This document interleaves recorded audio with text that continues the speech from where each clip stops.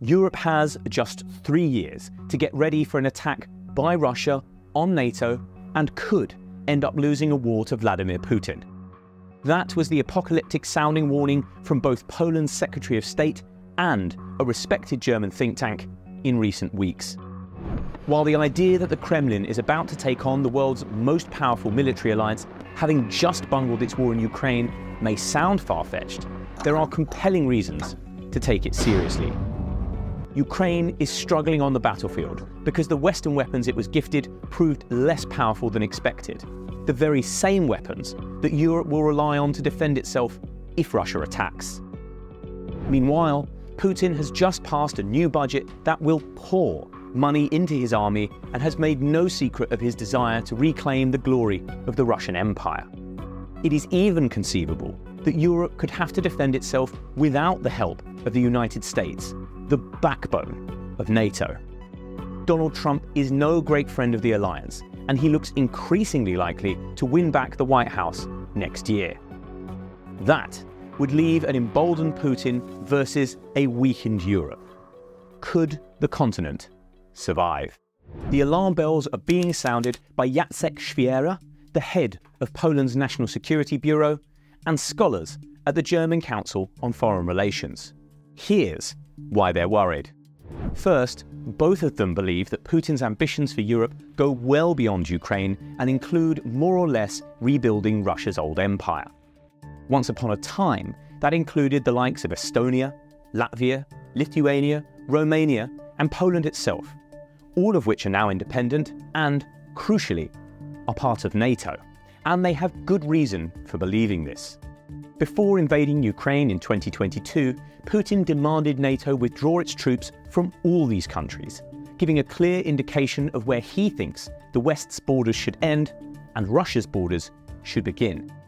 Then, in June this year, he gave a speech at an exhibition dedicated to Peter the Great, the man who laid the foundations of Russia's empire, where he told his audience that their destiny is to return and to strengthen Russia's old territories. They warn this is clear evidence that Putin intends to attack NATO as soon as he feels Russia is ready for it. Second, they both argue Putin is getting ready for such a war and will launch it as soon as he has rebuilt his army from the losses it has suffered in Ukraine. The only point they disagree on is how long that will take him. The Germans think 6 to 9 years, but the Poles, who could well find themselves on the front line if Ukraine falls, believe it could happen in just 3 years. Just a few weeks ago, Putin officially signed Russia's state budget for 2024 into law, and it is thought to include a huge chunk of money for defense, around $115 billion. It's hard to overstate how significant that is. It means almost 40% of all government spending, more than Putin will spend on things like pensions and schools, will go on the military. It is even bigger in GDP terms than notoriously high-spending America. As a result, the Germans believe Russia will be able to recruit and train around 280,000 troops per year. And Moscow claims it can build thousands of tanks in the same time frame, having churned out 2,100 in the last 12 months. That figure is thought to include just a few hundred new tanks and many more old models that have been refurbished, but is nonetheless impressive. It means Putin could recoup all of the losses he has suffered in Ukraine within Poland's 3-year estimate, assuming he can force Kiev into some kind of truce. But if he can drive those numbers up even further with his military spending spree, he may be able to rebuild his armies even without the need for peace. More reasons to believe Putin might attack NATO lie within the alliance itself. First, Ukraine's failed counteroffensive has called NATO's weaponry into question. Kiev and its allies bet they could win a quick victory because their gear was better than Russia's. That was not just their plan for Ukraine, but for Europe as a whole.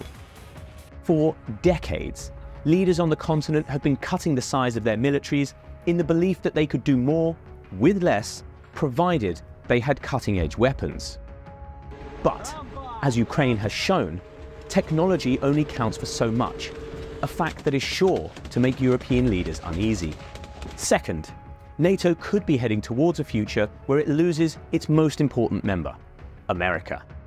No country spends more on its military in dollar terms than the United States, and the reason the Europeans have felt so comfortable cutting their own armies is because they were on Team USA. But Washington's support for the continent no longer appears guaranteed.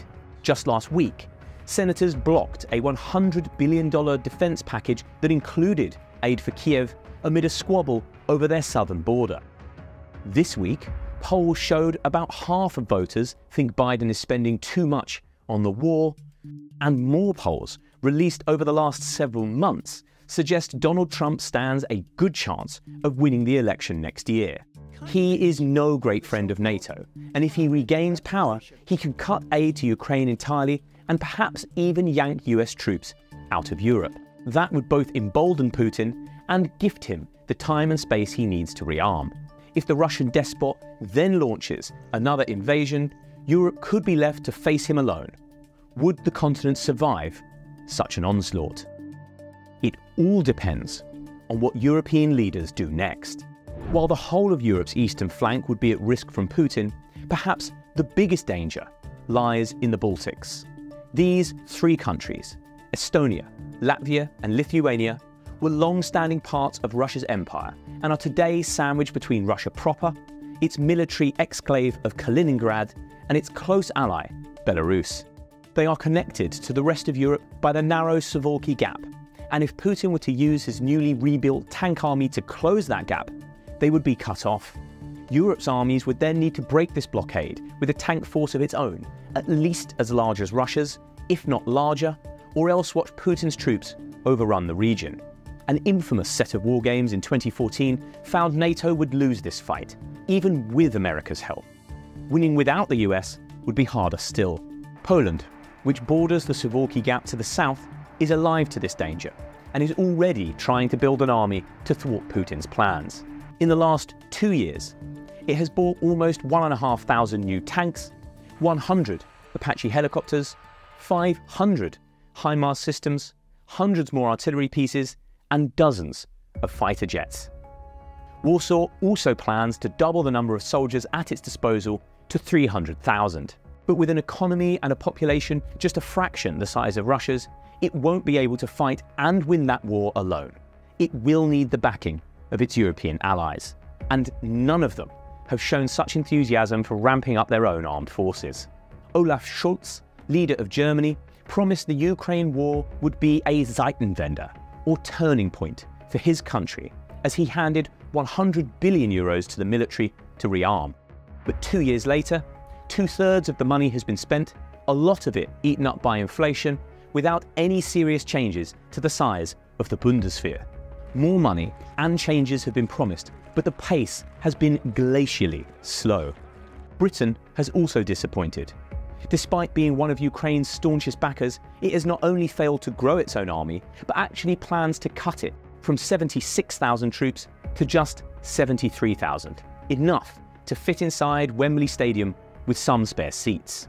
It wields just 200 tanks and will only add another 140 by 2030. By comparison, Russia can churn out 140 new tanks in just a few months. France has managed to allocate 400 billion euros to defence, but instead of funneling it into artillery guns and tanks, Emmanuel Macron plans to spend much of it on new nukes, cyber defences and overseas bases, leading to claims he is ignoring the lessons of Ukraine. All of which increases the odds of them losing a war to Putin within the next decade, with all the damage that would do to the West's credibility on the world stage. Despite all that, there is still hope. Europe has by far the larger economy, greater resources, better industry, and more people compared to Russia. In a fight which pitted the two sides against one another in total war, Europe would win, hands down. The problem is whether the Europeans will be ready to fight Putin if and when the time comes. And that is something which is entirely within their own control. Their best chance of beating Russia still lies within Ukraine itself. Yes, Kiev's counterattack fell woefully short, and victory from this point will be longer and bloodier than everyone hoped. But it can still be done. Leaders must fire up their weapons foundries, get out their checkbooks, and put aside their differences to make sure Ukraine gets the money and ammo it needs. If that opportunity is lost, then the continent needs to accept responsibility for its own security and face up to the idea of taking on the Kremlin without American help. Putin has bet the house on his war against the West. The whole of Russia is now geared towards it. His economy relies on victory, as does his own survival. Again, that will require guns, money, and willpower. But the sooner preparations start, the better. Rearming before Putin is crucial. Failing to do so is an invitation to disaster.